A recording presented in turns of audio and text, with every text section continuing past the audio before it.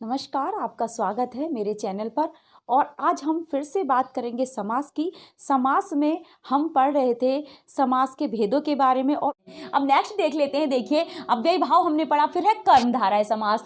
कर्मधारय समास में देखिए, पहला पद विशेषण और दूसरा पद विशेष्य। पहले मेरी विशेषता बताइए और उसके बाद में आप मुझे जानिए। तो समझ रहे हैं, पहला पद विशेषण और दूसरा पद विशेष्य। विशेषण किसको कहते हैं? जो हमारी अच्छाई या बुराई होती है। अब क्वालिटी हमारी कुछ भी हो सकती है, हम चोर भी हो सकते हैं, हम सच्चे भी हो सकते हैं। तो वो दोनों ही चीज़ें हमारी क्या हो जाएंगी? क्वालिटी हो जाएंगी, यानी कि हमारी विशेषता हो जाएगी। ऐसी विशेषता होती क्या है? ऐसे गुण या अवगुण जो हमें दूसरों से अलग दिखाते हैं, दूसरों से हम बिल्कुल हमारी पहचान बन जाते हैं। वो पद क्या होते हैं? वो शब्द क्या होते हैं? विशेषण कहलाते हैं। और विशेष्य कौन हो गया? वो जिसकी विशेषता बताई जाएगी, चाहे वो अच्छी हो या बुरी हो। तो जैसे मेरे हाथ में क्या है? ये मार्कर है, और इसका ये वाला कलर अगर हम दें, इसको ब्लैक को छोड़ दीजिए, इमेजिन कीजिए वाइट ही वाइट है ये, तो क्या है? ये ब्लैक क्या हो गया? ये सॉरी मार्कर क्या हो गया? ये विशेष्य हो गया। और इसका सफ़ेद रंग क्या हो जाएगा?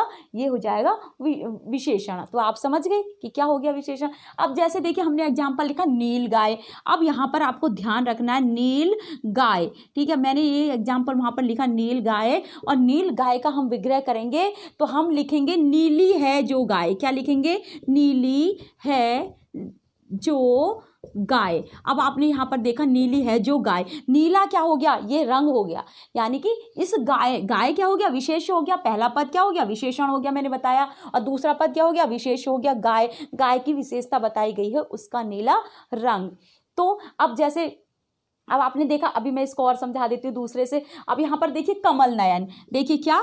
कमल नयन।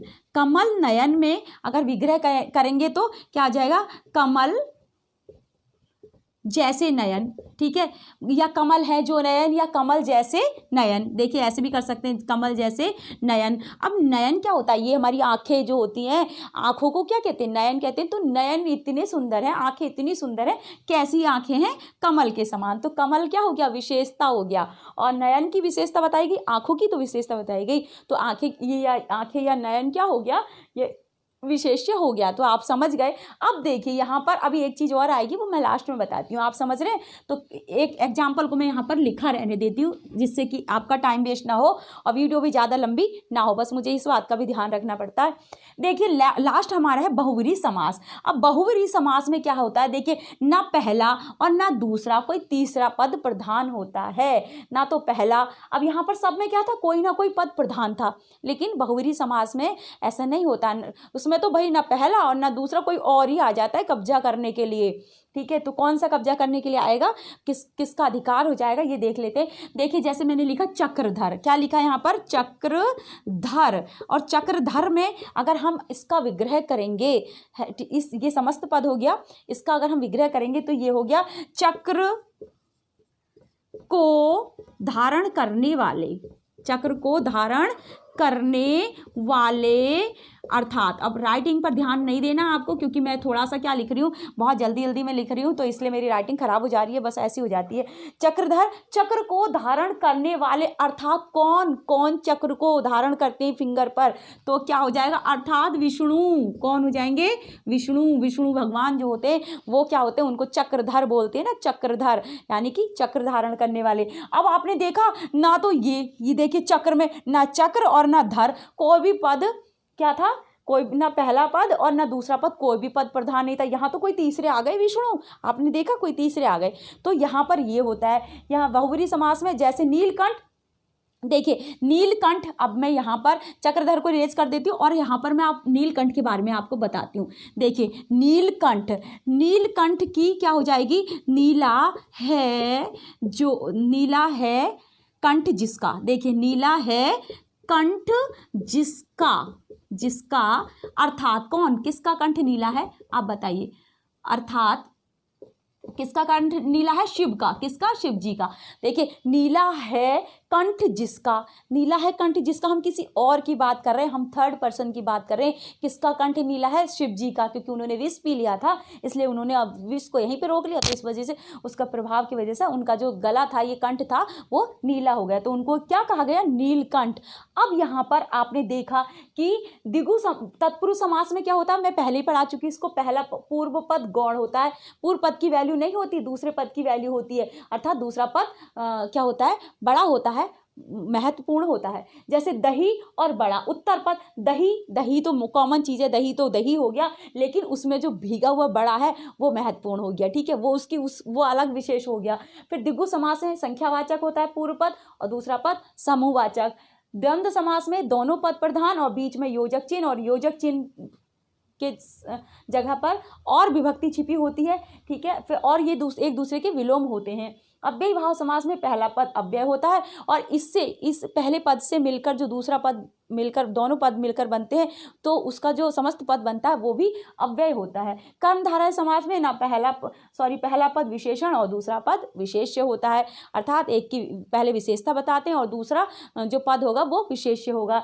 बहुव्रीहि समास में ना पहला पद और ना दूसरा पद, कोई तीसरा पद प्रधान होता है। अब आप यहाँ पर समझिए कहाँ पर हमसे गलती होती है। एक तो देखो मैंने आपको बताई यहाँ पर कि द्वंद्व समास में गलती होती है योजक चिन्ह देखकर, लेकिन मैंने इसलिए इसी ये दोनों समास एक साथ लिखे तो आपको कंफ्यूज नहीं होना है। द्वंद्व समास में एक दूसरे के विलोम होते हैं दोनों पद, और अव्ययी भाव समास में दोनों एक ही शब्द रिपीट होता है, यानी कि फिर से उसकी पुनरावृत्ति होती है। अब आपको यहाँ पर कंफ्यूजन होने वाला है कर्मधारय समास में और बहुव्रीहि समास में, इसलिए मैंने यहाँ पर लिखा रहने दिया। देखिए जैसे नील गाय है, ठीक है, नील गाय में क्या हो रहा है, नीली है जो गाय, इस तरह से आपने कर दिया तो नील गाय, नीली है जो गाय, अर्थात अगर किसी गाय का नाम आ जाए, किसी गाय के बारे में तो ऐसा आ जाए तो वो बहुव्रीहि समास हो जाएगा, ठीक है। लेकिन यहाँ पर हमने कैसे किया, इसको सिर्फ विग्रह करने में अंतर होता है। हम समस्त पद का विग्रह किस तरह से कर रहे हैं। कुछ एग्जाम्पल ऐसे होते हैं जो कर्मधारय और बहुव्रीहि समास दोनों के सेम होते हैं, एक ही जैसे होते हैं, बस उनको विग्रह करने में अंतर होता है। जैसे मैंने यहाँ पे बताया कि नीलकंठ, एक एग्जाम्पल क्या है, देखिए मैं यहाँ पर लिखती हूँ नीलकंठ। अब नीलकंठ तो अगर हमने इस तरह से इसको विग्रह किया, इस समस्त पद को हमने ऐसे विग्रह किया, नीला है कंठ जिसका अर्थात शिव, इस तरह से किया तो ये हमारा कौन सा समास आ जाएगा, ये हमारा आ जाएगा बहुव्रीहि समास। कौन सा आ जाएगा, बहुव्रीहि समास आ जाएगा। लेकिन अगर इसी नीलकंठ को हम दूसरी तरह से विग्रह करते, कैसे, देखिए कैसे विग्रह करेंगे, नीला है जो कंठ, अगर इस तरह से हमने विग्रह कर दिया तो आप देखेंगे ये आ जाएगा हमारा कर्मधारय समास। कौन सा समास, कर्मधारय। कैसे आ जाएगा, देखिए नीला और कंठ, इस कंठ की, नीला क्या हो गया, विशेषता हो गई, और कंठ क्या हो गया, विशेष हो गया, तो यहाँ पर कंठ की विशेषता बताई गई। तो आपको कंफ्यूज बिल्कुल नहीं होना। कुछ एग्जाम्पल ऐसे होते हैं जो कर्मधारय और बहुव्रीहि में सेम प्रयोग होते हैं, और ऐसे ही यहाँ पर भी होते हैं। जैसे आपने देखा ना द्विगु समास में मैंने बताया संख्यावाचक, तो इस तरह से आपको बिल्कुल आंख बंद करके किसी भी क्वेश्चन का आंसर अटेम्प्ट नहीं करना है, आपको ध्यान से देखना है। अगर आपको देखना है आपको कि उसका विग्रह कैसा है, और अगर आपके एमसीक्यू आए या बहुविकल्पी आते हैं और विकल्प दिए रहते हैं, वहाँ पर भी आपको देखना है। अगर आपका नीलकंठ आ गया तो पहले आप क्या, अगर आपको कर्मधारय वाला ऑप्शन नहीं मिला तो आप क्या करेंगे, बहुव्रीहि वाले ऑप्शन को राइट करेंगे। अब इसी तरह से देखिए मैं इसको इरेज करके और बता देती हूँ आपको, एक एग्जाम्पल से और समझाती हूँ और इसके बाद हमारी वीडियो हो जाती है कंप्लीट। देखिए एक एग्जाम्पल और बताती हूँ कि पीताम्बर, एक शब्द है, एक समस्त पद है हमारा पीताम्बर। तो पीताम्बर में आप देखेंगे अगर हम इसका विग्रह करते हैं हम कैसे, कि पीला है जो अंबर, तो पीला है जो अंबर, तो अर्थात ये कौन सा समास हो जाएगा, ये हो जाएगा कर्मधारय समास। कौन सा समास, कर्मधारय। देखिए पीला क्या होगा, विशेषता हो गई, और अंबर कहते हैं वस्त्रों को, अर्थात कपड़ों को हम क्या कहते हैं, अंबर कहते हैं। अंबर आसमान को भी कहते हैं, लेकिन यहाँ पे क्या किया, नीलांबर, पीतांबर, ठीक है, पीतांबर। तो पीला है जो अंबर, कपड़ों की विशेषता बताई गई कि उनका रंग पीला है। यहाँ पर कोई थर्ड पर्सन नहीं आया, कोई तीसरा पद नहीं आया, लेकिन इसी पीतांबर को हम क्या करेंगे, दूसरी तरह से विग्रह करते हैं। देखते हैं कैसे करते हैं।